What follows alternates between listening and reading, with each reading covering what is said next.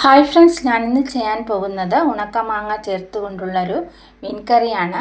അതിനായിട്ട് നമുക്ക് മീനെല്ലാം വൃത്തിയാക്കി കഷ്ണങ്ങളാക്കി മാറ്റി വയ്ക്കാം. ഇനി നമുക്ക് ഒരു പിടി ഉണക്കമാങ്ങ എടുക്കാം.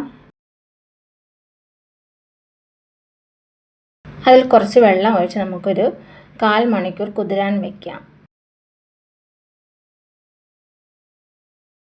കറിയിലിടാൻ നേരം ഉണക്കമാങ്ങയെല്ലാം 2 പ്രാവശ്യം വെള്ളത്തിൽ ഒന്ന് കഴുകി പിഴിഞ്ഞെടുക്കുക. ഇനി ഒരു പാനിൽ 1 സ്പൂൺ എണ്ണ ഒഴിച്ച് 3 സ്പൂൺ ചിരവിയ തേങ്ങയും കറിവേപ്പിലയും ഇട്ടൊന്ന് വറുത്തെടുക്കുക. തേങ്ങയുടെ നിറമെല്ലാം മാറി തുടങ്ങുമ്പോൾ നമുക്ക് മാറ്റി വയ്ക്കാം. അതേ പാനിൽ തന്നെ നമുക്ക് കുറച്ച് എണ്ണ കൂടി ഒഴിച്ച് സവാള അരിഞ്ഞതൊന്ന് വഴറ്റുക. ഒരു സവാളയാണ് ഞാനിപ്പോൾ എടുത്തിട്ടുള്ളത്. സവാളയുടെ നിറം മാറുന്നത് വരെ ഒന്ന് വഴറ്റിയെടുക്കുക.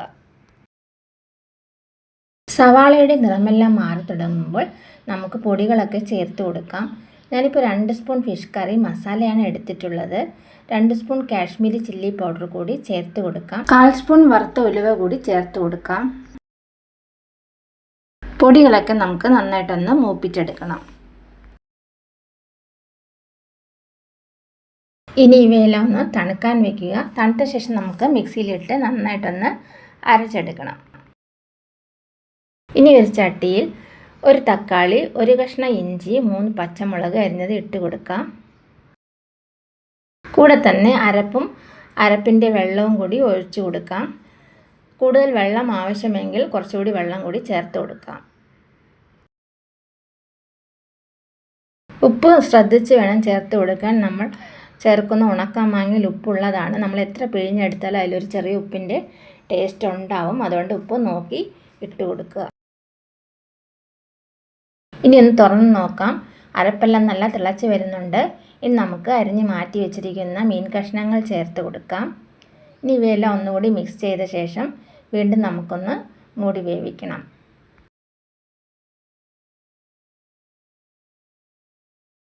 ഇനി ഒരു 10 മിനിറ്റ് കഴിഞ്ഞ ശേഷം നമുക്കൊന്ന് തുറന്ന് നോക്കാം. മീനെല്ലാം നല്ല വെന്ത് വന്നിട്ടുണ്ട്. നമുക്ക് ഈ സമയത്താണ് നമ്മൾ പിഴിഞ്ഞ് വെച്ചിരിക്കുന്ന ഉണക്കമാങ്ങ ചേർത്ത് കൊടുക്കാൻ.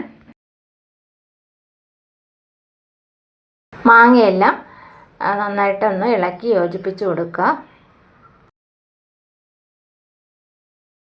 കൂടെ തന്നെ നമ്മൾ പിഴിഞ്ഞ് മാറ്റി വെച്ചിരിക്കുന്ന ഒരു 1/4 കപ്പ് പുളിവെള്ളം കൂടി ഒഴിച്ചു കൊടുക്കാം. വീണ്ടും ഒന്ന് അടച്ച് വേവിക്കാം.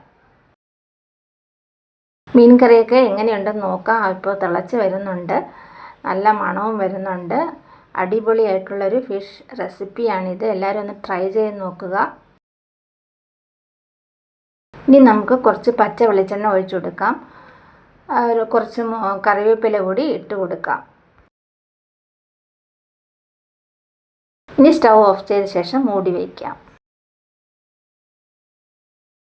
ഇപ്പോൾ നമ്മുടെ ഉണക്കമാങ്ങ ചേർത്തുള്ള മീൻ കറി റെഡി ആയിട്ടുണ്ട്. എല്ലാവരും ഒന്ന് ട്രൈ ചെയ്ത് നോക്കുക. അടിപൊളി ടേസ്റ്റാണ്.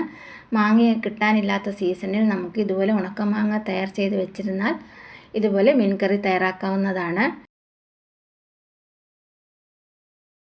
വീഡിയോ ഇഷ്ടമായി ലൈക്ക്, ഷെയർ ആൻഡ് സബ്സ്ക്രൈബ് ചെയ്യുക. അതുപോലെ നിങ്ങളുടെ കമൻറ്റ്സ് എന്നെ അറിയിക്കുക.